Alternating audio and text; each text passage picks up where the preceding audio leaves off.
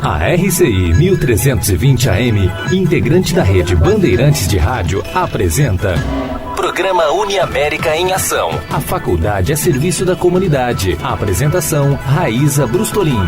Olá, uma excelente tarde a todos que nos acompanham pela nossa página no Facebook e pela rádio.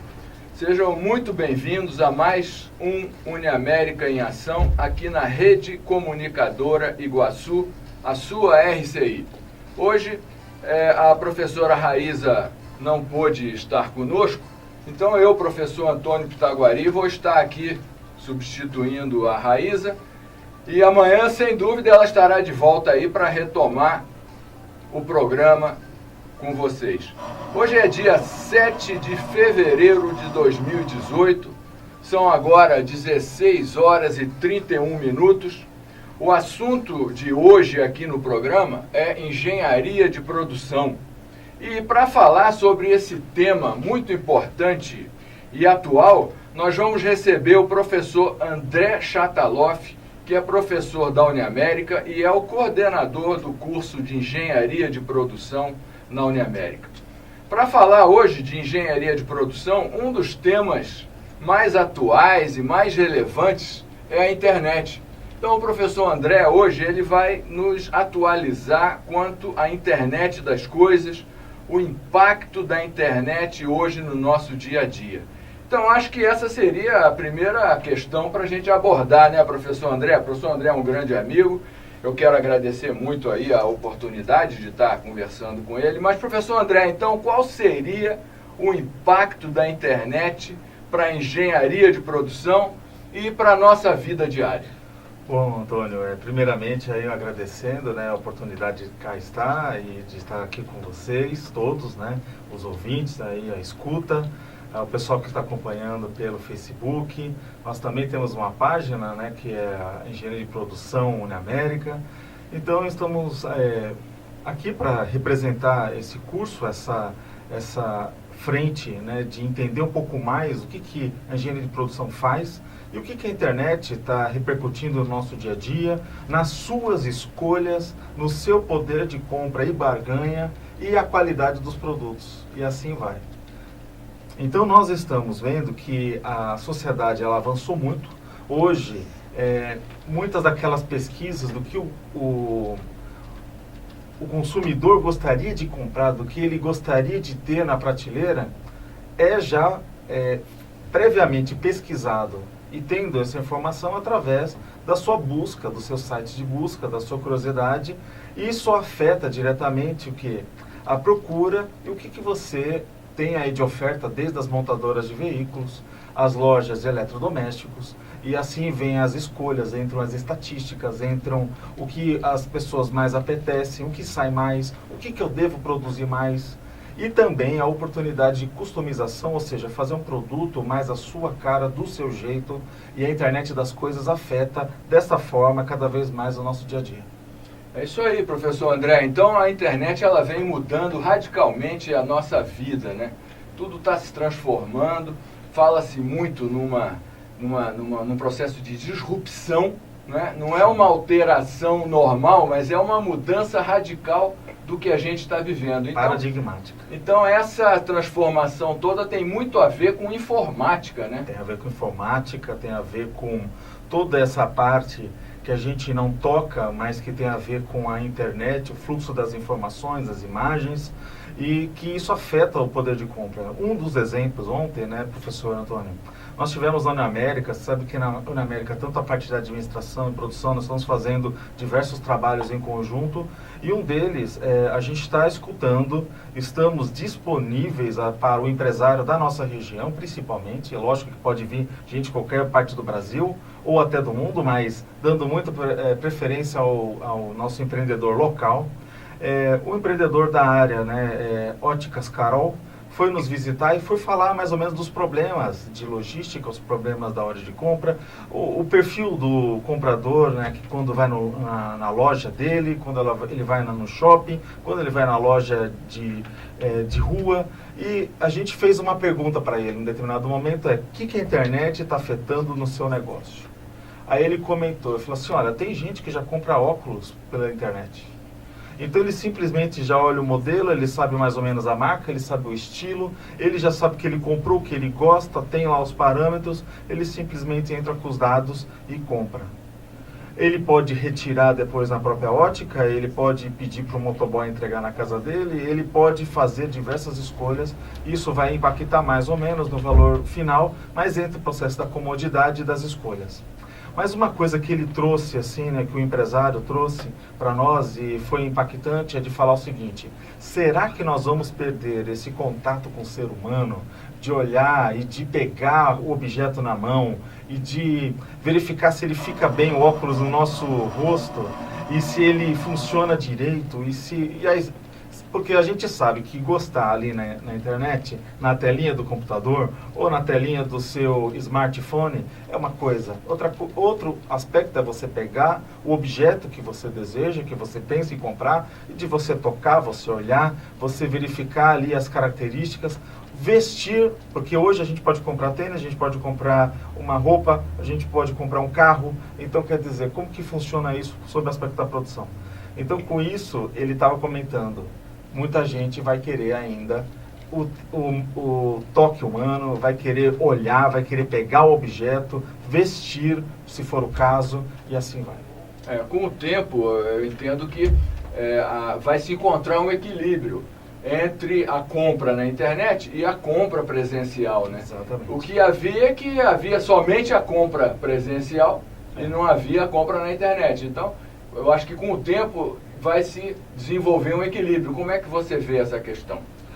Uma das coisas que mais chamou a atenção é, por exemplo, dentro dos apelos de venda, a gente encontra assim, um grande destaque hoje na indústria automobilística, que cada vez mais tem uma fatia das pessoas que estão comprando o carro na internet. Mas comprando o carro zero, muitas vezes, selecionando ali o banco, se é couro ou não é couro, se é câmbio automático ou não automático, a cor do veículo, ou seja, colocando todas as características que ele deseja dentro de customização. Diversas montadoras já buscaram customizar mais ou menos. A gente sabe que tudo isso tem um preço. Por quê? Porque hoje uma montadora, quando você escolhe um carro totalmente à sua maneira, você vai verificar que vai ter um prazo de entrega. Porque olha só, dificilmente ele vai estar lá na prateleira, olha, a gente já previu o seu gosto e já tem na prateleira exatamente o que você deseja com essas características. Mas também pode acontecer perante essa informática das coisas, esse processo da estatística por trás, esse conjunto de que existe uma probabilidade de um grupo de pessoas ter uma opção semelhante. Então, através dessa pesquisa de buscas, avaliar já uma pré-produção daqueles produtos possivelmente já selecionados. Exatamente. Então, basicamente, você pode encontrar e ele pode falar, olha, o teu produto não está na minha cidade, mas está em uma cidade do lado aqui de nós, e aí chega na segunda para você, tudo bem? Ótimo, porque se você fosse esperar a programação da montadora, ia demorar 30 dias. Essa questão é muito importante, porque é um dos itens que eu estava pensando em te perguntar, que é sobre a questão dos estoques, né? Porque na medida em que a pessoa vai selecionar os itens que ela quer para o produto que ela escolheu, então ela vai se tornando mais um produto mais personalizado, e aí é como você falou, a produção vai precisar de mais tempo, né? Então uma boa gestão de estoque é muito importante para que se possa atender às necessidades de cada consumidor, né? Exatamente. Existem filmes na internet, no YouTube, que você pode até assistir, e, por exemplo, tem a customização já do Porsche, Ferrari. Se a gente for ver, todas essas grandes máquinas, assim, elas têm uma customização absurda, onde a pessoa ela vai colocar todas as características ali que ela quer.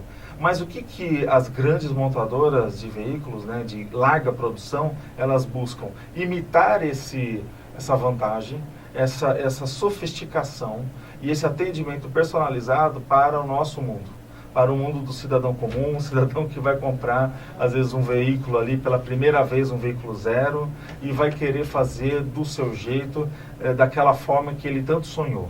Então, basicamente, essa questão do estoque, muitas vezes, há uma antecipação desse estoque. Outro aspecto que a gente observa é também a necessidade de fazer um pedido e de ter uma espera para coisas muito customizadas, muito específicas, onde que há gostos e gostos, né? É lógico que sempre a montadora, no caso de uma grande produção, né, uma dessas montadoras nossas de larga escala, quando a gente pegar aí as 5 maiores do Brasil, por exemplo, então elas fazem para uma população muito grande. Então ela reduz as opções e ela favorece então que as escolhas elas vão calhar já com o estoque que ela já tenha.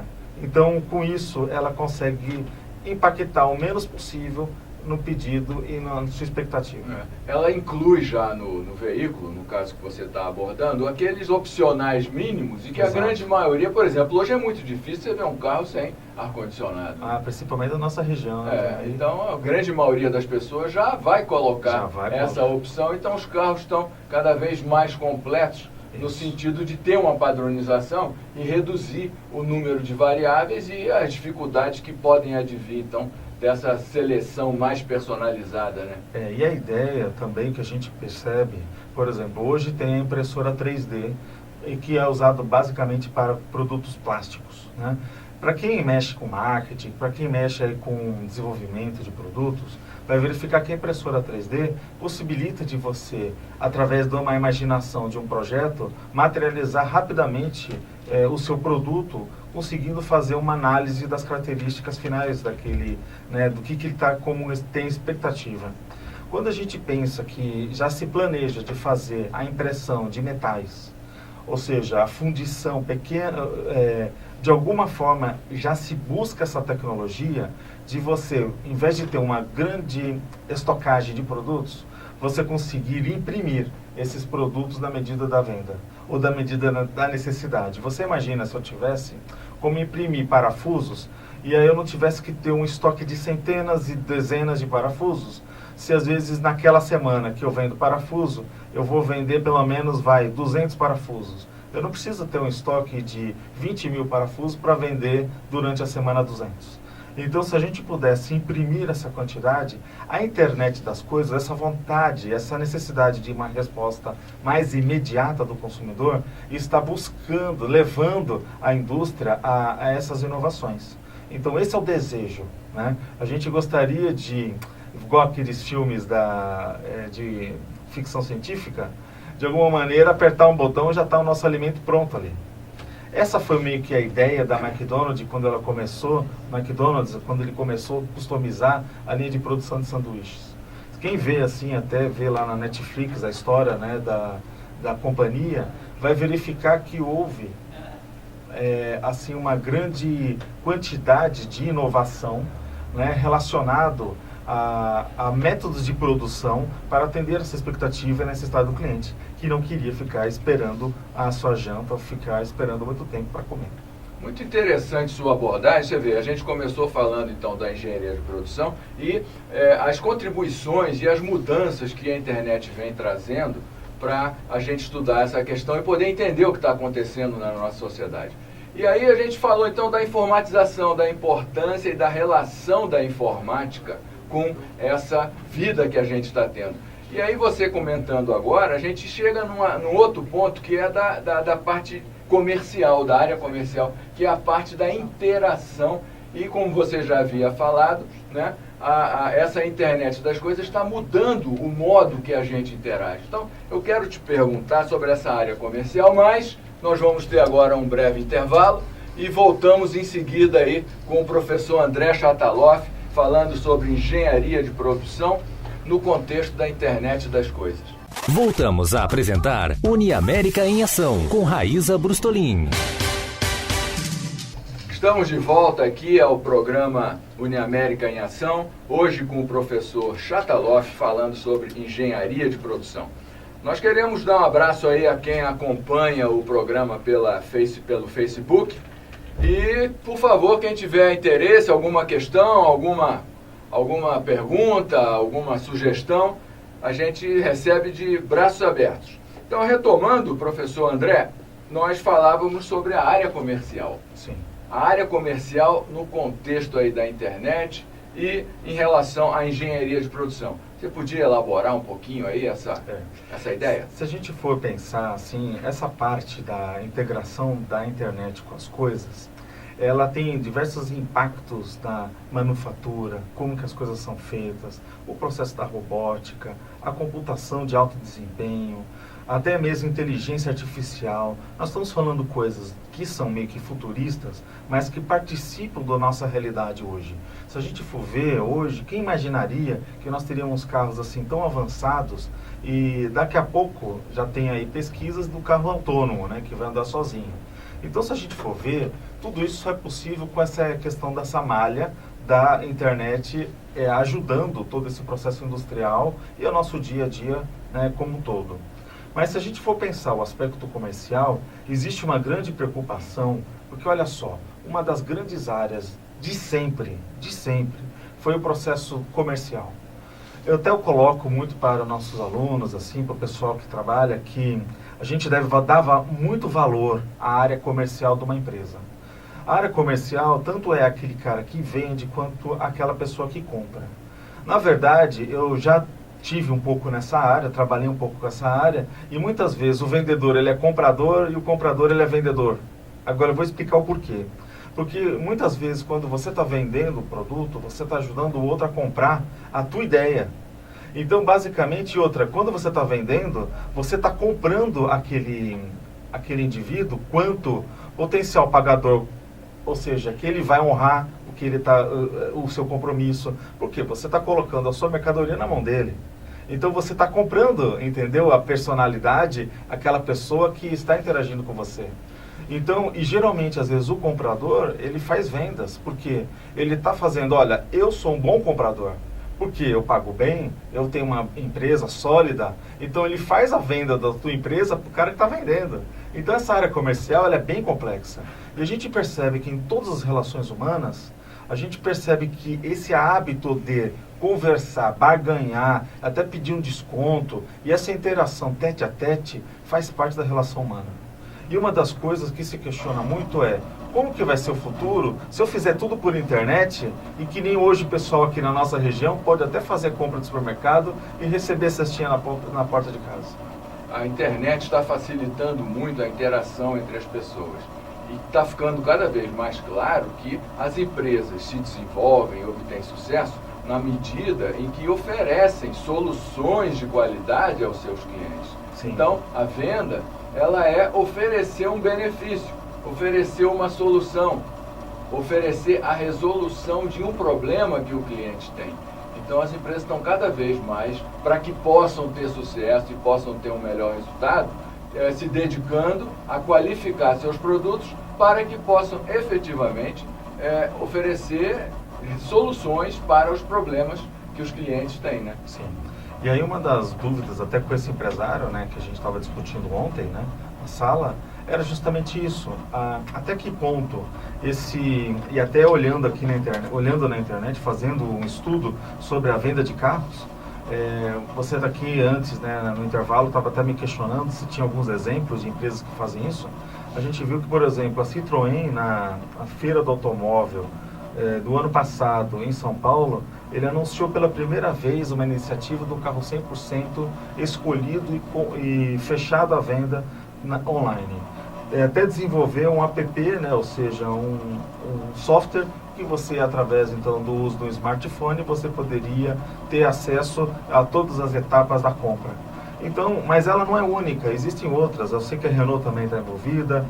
No passado, a própria Fiat e até General Motors tentaram fazer um ou outro carro especificamente relacionado a isso. Então isso tudo faz parte dessa ideia da indústria 4.0, né? Ou seja, que é uma indústria que ela tem assim práticas de fabricação e aspectos econômicos como flexibilidade, produtividade, velocidade e custo. Então toda essa complexidade que a gente está falando, quem é o empresário, quem aí é um consumidor, quem mexe na área comercial, sabe quanto que isso é sério para a gente poder atender os gostos e honrar o que está sendo vendido. Agora, vamos pensar, a gente sabe que essa facilidade, que é aquele ponto, até assim uma questão que um aluno nosso levantou, né, para olhar esse aspecto da internet. Ele falou o seguinte: não é uma coisa assim que a gente tá achando que é o correto, mas olha como que o sistema às vezes dá um nó.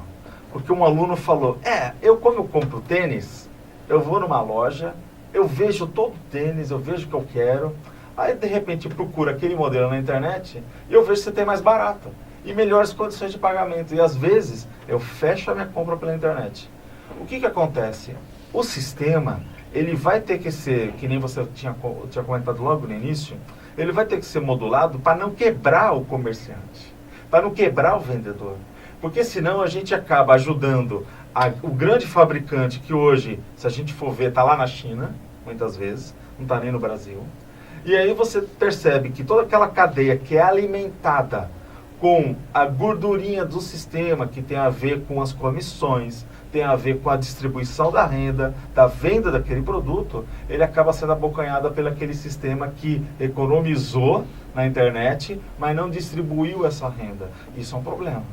Então, do ponto de vista social, como a gente manter um equilíbrio e não fazer uma concentração da riqueza, ficar só com os mais ricos e não distribuir para toda a população que precisa trabalhar? Muito interessante sua abordagem, porque a gente está falando de engenharia de produção, e a engenharia de produção, ela abarca, ela abrange, de certo modo, todo o nosso contexto social. Você vê, a gente falou de informática, a gente falou de pessoas, de vendas, de parte comercial. A gente falou de muitas vantagens que esse sistema oferece e, ao mesmo tempo, a gente deu exemplos de vantagens, mas também a gente está vendo desvantagens e os custos de toda essa sistemática, que por um lado pode ajudar, mas por outro também tem seus custos.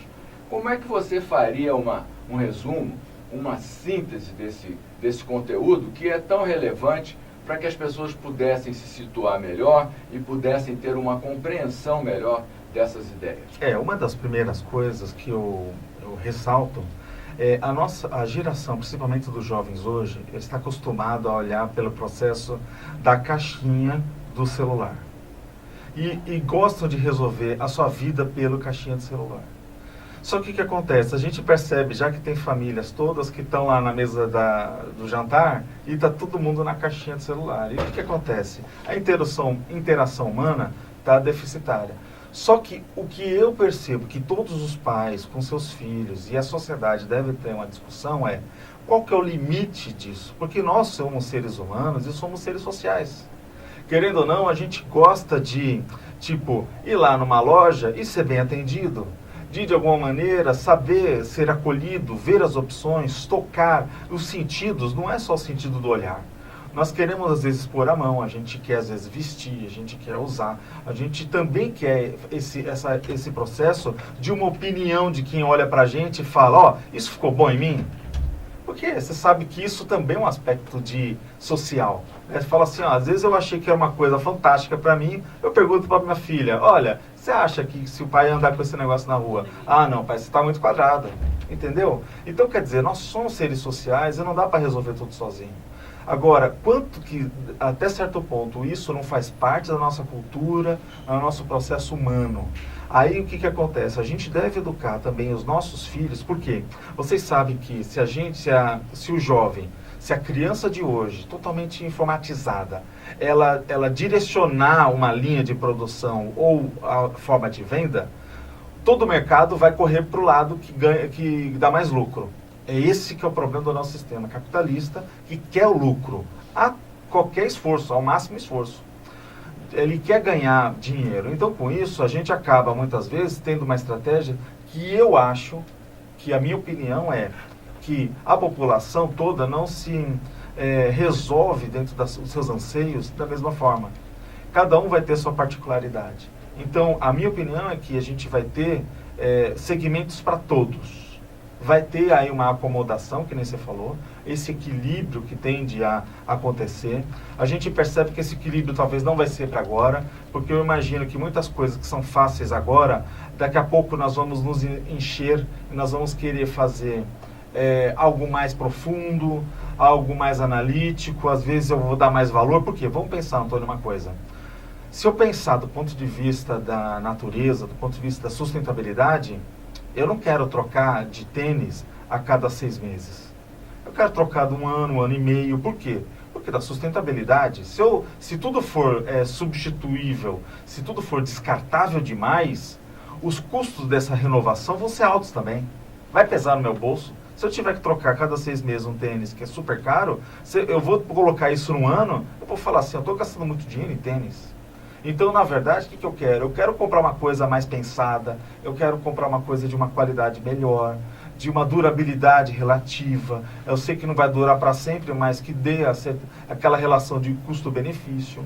Então, a gente tem que ver que essa acomodação ela precisa acontecer e essa discussão das pessoas, do papel e a importância do vendedor e do comprador, ele não pode ser extinto. Eu vejo assim que na medida em que a internet está permitindo que as pessoas tenham uma interação melhor, na medida em que as pessoas vão pedir pelos produtos que as empresas vão precisar atender essas necessidades, não é? Esse diálogo vai ter maior eficiência e, em vez de a obsolescência programada que as empresas vinham atuando, elas não vão poder continuar fazendo produtos para acabar em seguida e poder trocar.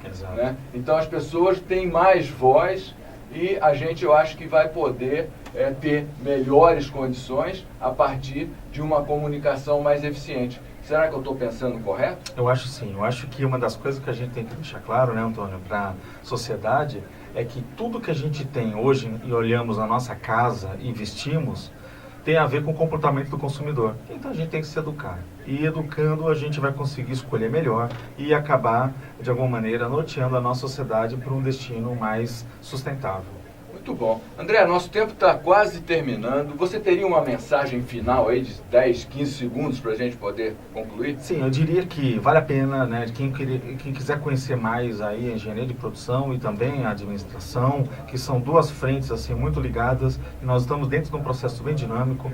Procure acessar os nossos Facebooks e visitar a gente na Uniamérica. Estamos aí de braços abertos para recebê-los e ajudar nessa transformação da sociedade. E jovens, se você tem a dificuldade da escolha da sua profissão, da sua área, venha conversar com a gente de repente pode dar um norte sobre essa frente. Excelente diálogo, excelente conteúdo, professor André. Queremos agradecer muito aí a sua participação, as ideias que você trouxe de alta relevância. Queremos agradecer a todos que nos acompanharam aqui pela rádio ou pela live no Facebook. Grato pela companhia. Encerramos então o programa de hoje. Muito grato pela audiência e amanhã a professora Raíza estará de volta aqui para manter e para desenvolver esse programa em alto nível. Muito obrigado a todos. Muito obrigado, professor André. Obrigado.